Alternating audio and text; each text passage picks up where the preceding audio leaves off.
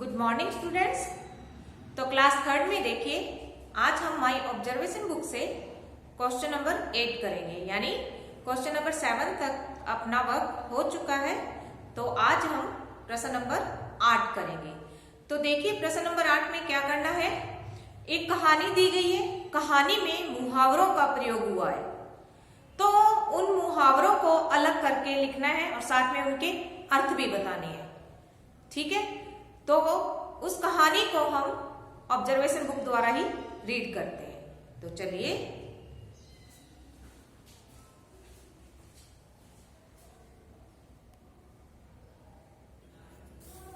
ये देखिए बच्चों, प्रश्न नंबर 8 दी गई कहानी पढ़िए, उसमें प्रयोग किए गए मुहावरे पहचान कर दिए गए स्थान पर अर्थ के साथ लिखिए।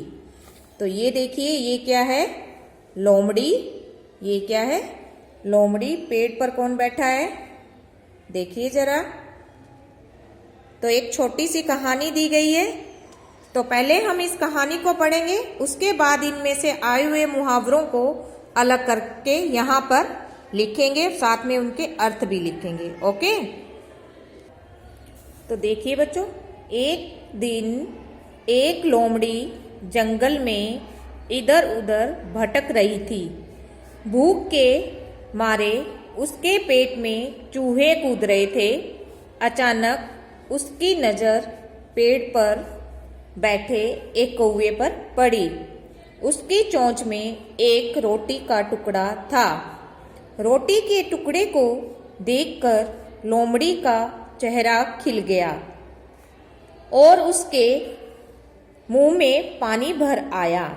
उसने कौवे से कहा, कौवे भाई, तुम बहुत दिनों के बाद दिखाई दिए, अपना मधुर गीत तो सुनाओ। अपनी प्रशंसा सुनकर कौवा फूला न समाया।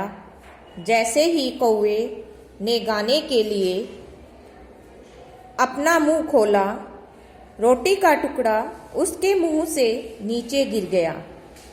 लोमड़ी ने जल्दी से रोटी का टुकड़ा उठाकर उसे चट कर लिया। कौवा उसे देखता ही रह गया। तो देखिए, ये कौन सी कहानी है, आपने पहले से पढ़ी होगी कहीं अपनी, यानी फर्स्ट सेकंड क्लास में। कौन सी है, लोमड़ी और कौवा। तो क्या हो रहा था, एक दिन लोमड़ी कहाँ घूम रही थी, जंगल में इधर उधर भटक रही थी, और उसे क्या लग रही थी, बहुत जोर से भूख लग रही थी। तो उसकी नजर कहाँ पड़ी, पेड़ पर बैठे एक कौवे पर पड़ी। तो कौवे से उसने क्या कहा, कौवे भाई, तुम बहुत दिनों के बाद दिखाई दिए, अपना मीठा गीत तो सुनाओ। तो कौवे ने क्या किया, अपनी तारीफ सुनकर वो फूला नहीं समाया, और जैसे ही कौवे ने गाने के लिए मुंह खोला तो रोटी का टुकड़ा जो उसके मुंह में था वो नीचे गिर गया। लोमड़ी ने जल्दी से रोटी का टुकड़ा उठाकर उसे चट कर लिया। तो देखिए, अब इसमें हमें क्या ढूंढना है कि कौन कौन से मुहावरे आए हैं। तो देखिए, पेट में चूहे कूदना, पेट में चूहे कूद रहे थे, ये क्या है, पेट में चूहा कूदना, चूहे कूदना। ठीक है, चेहरा खिल उठना, चेहरा खिलना, ठीक है, चेहरा खिल उठना। मुंह में पानी भराना, ये देखिए, मुंह में पानी भराना, ये क्या होता है, मुहावरा ही है। ठीक है, आगे चलते हैं, और कौन से हैं, फूला न समाना, ये क्या है, फूला न समाना। आगे देखिए, चट कर जाना। तो कितने मुहावरे आए हैं, 1 2 3 4 5। तो इन्हीं मुहावरों को हम इन पंक्तियों में लिखेंगे। ओके, तो हम इन मुहावरों को अब इन पंक्तियों में लिखते हैं। तो देखिए, पहला कौन सा है, पेट में चूहे कूदना। तो हम इन पंक्ति में लिखेंगे, पेट में चूहे कूदना। तो देखिए, फिर हम इसके अर्थ भी लिखेंगे। पहले हम इन्हें पंक्तियों में लिखते हैं, पेट में चूहे कूदना। फिर दूसरा देखिए, चेहरा खिल उठना।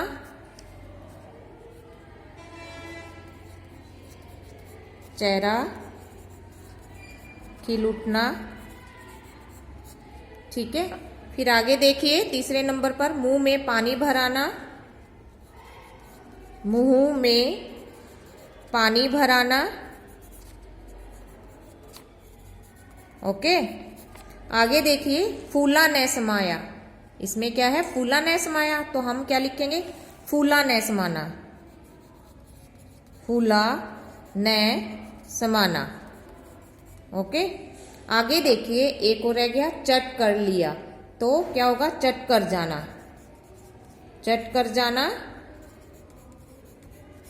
तो देखिए पेट में चूहे कूदना, चेहरा खिल उठना, मुंह में पानी भराना, फूला न समाना, चट कर जाना। ये क्या है? सभी मुहावरे जो हमने इस कहानी में से फाइंड करके इन पंक्तियों में लिख दिए। अब देखिए पेट में चूहे कूदना, तो इसका अर्थ क्या होगा? अब यहाँ पर हम अर्थ भी लिखेंगे। पेट में चूहे कूदना क्या होगा? बहुत जोर से भूख लगना, बहुत जोर से भूख लगना। ये देखिए बहुत जोर से भूख लगना। ठीक है बच्चों, आप इन अर्थ को याद भी कीजिएगा। चेहरा खिल उठना, चेहरा खिल उठना, चेहरा खिल उठना, प्रसन्न होना। क्या आएगा? प्रसन्न होना। प्रसन्न का मतलब क्या होता है? खुश होना। आगे देखिए मुंह में पानी भराना, जी ललचाना। मुंह में पानी भराना, जी ललचाना।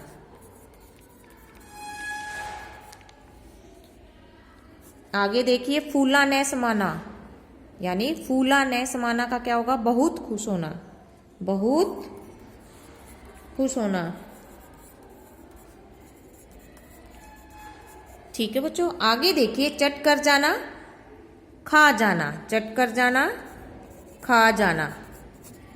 ये देखिए पेट में चूहे कूदना, बहुत जोर से भूख लगना, चेहरा खिल उठना, प्रसन्न होना, मुंह में पानी भराना, जी ललचाना, फूला न समाना, बहुत खुश होना, चट कर जाना, खा जाना। अब देखिए आपको क्या करना है? पार्ट 12 से प्रश्न नंबर 8 में जो कहानी दी गई है उसे जरूर पढ़िएगा। ठीक है, अब देखिए प्रश्न नंबर 9 में हमें क्या करना है? चित्रों के अनुसार दिए गए स्थानों पर सही मुहावरा लिखिए। तो ये देखिए हमें क्या करना है? चित्र को पहचान कर मुहावरा लिखना है। मुहावरा लिखिए। तो ये देखिए ये क्या दिखा रहा है? अंगूठा। तो मुहावरा क्या होता है? अंगूठा दिखाना। इस चित्र को पहचान कर हमने कौन सा मुहावरा देखा है? अंगूठा दिखाना। अब ये देखिए ये इसकी पीठ थपथपा रहा है, तो क्या होगा? पीठ थपथपाना, पीठ थपथपाना। ठीक है, और ये देखिए जब कोई प्राइज मिलता है यानी इनाम मिलता है तो उसे देखकर बच्चा बहुत खुश होता है, तो उसे क्या कहता है? क्या कहते हैं हम? फूला न समाना। फूला न समाना, बहुत खुश होना। ठीक है, ये देखिए मुंह में पानी भराना। ठीक है, ये क्या लगे हुए हैं? अंगूर लगे हुए हैं। तो लोमड़ी देख रही है, लोमड़ी किसको देख रही है? अंगूरों को देखकर उसके मुंह में पानी आ रहा है। ठीक है, तो हम इन मुहावरों को जैसे अभी मैंने बताए हैं यहाँ पर लिखेंगे। अंगूठा दिखाना, पेट थपथपाना, फूला न समाना और मुंह में पानी आना। अब देखिए अंगूठा दिखाना मुहावरे का अर्थ क्या होगा? अंगूठा दिखाना साफ मना कर देना यानी इनकार कर देना। पीठ थपथपाना शाबाशी देना। फूला न समाना बहुत खुश होना और मुंह में पानी आना जी ललचाना। ओके, तो अब हम इन मुहावरों को यहाँ पर लिखते हैं। पहला क्या है? अंगूठा दिखाना। हम यहाँ पर लिख रहे हैं अंगूठा दिखाना। अर्थ होगा इसका साफ मना कर देना। अंगूठा दिखाना अर्थ यहाँ पर लिखना नहीं है लेकिन मैं आपको समझा रही हूँ। अंगूठा दिखाना, पीठ थपथपाना, पीठ थपथपाना। अब देखिए फूलना न समाना,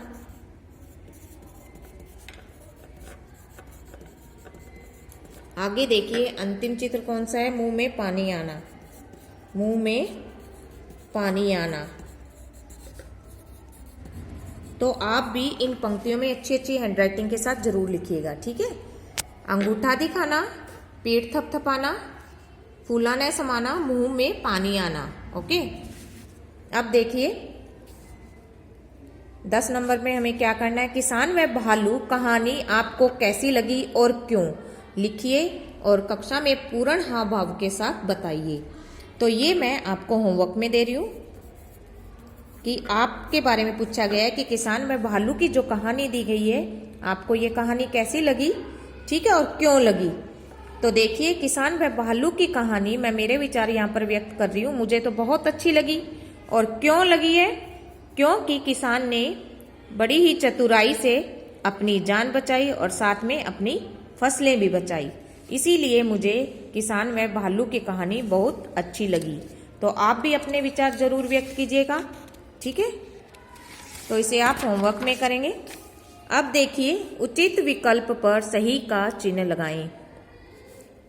तो देखिए, दूसरी बार किसान ने कौन सी फसल उगाई, दूसरी बार का पूछा है, गेहूं, गन्ना या आलू। तो किसान ने दूसरी बार कौन सी फसल उगाई थी, गेहूं की। पहली तो थी आलू, दूसरी थी गेहूं और तीसरी थी गन्ना।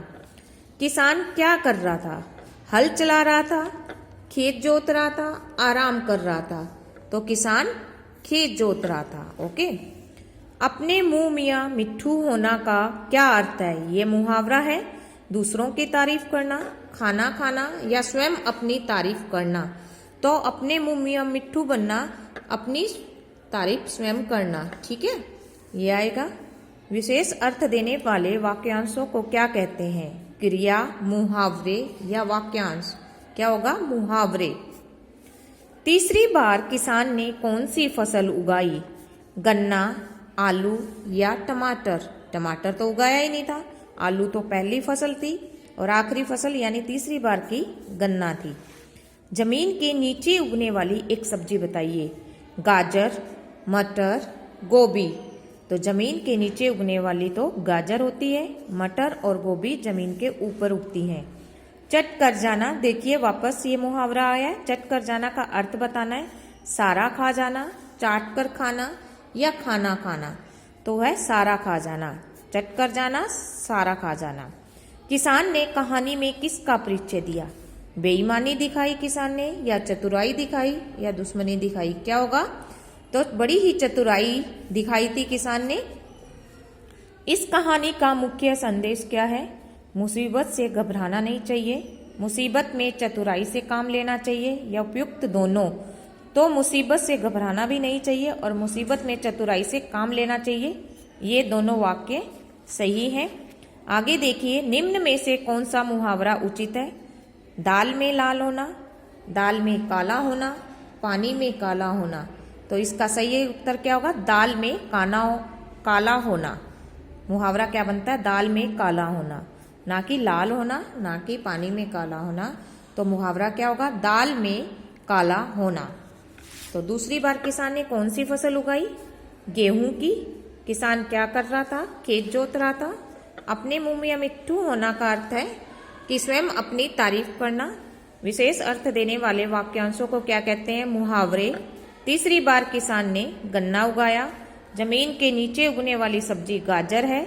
चट कर जाना का अर्थ है सारा खा जाना। किसान ने कहानी में चतुराई का परिचय दिया। कहानी का मुख्य संदेश, घबराना भी नहीं चाहिए हमें मुसीबत आने पर और चतुराई से काम लेना चाहिए। मुहावरा कौन सा इसमें सही है, दाल में काला होना। तो देखिए बच्चों, आज आपका ऑब्जर्वेशन बुक से पार्ट 13 कंप्लीट हो चुका है, पार्ट 12 कंप्लीट हो चुका है। तो इसे आप अपनी ऑब्जर्वेशन बुक में कंप्लीट कीजिएगा। जो मैंने होमवर्क के लिए दिया है तो उसे भी आप जरूर कंप्लीट कीजिएगा। ओके।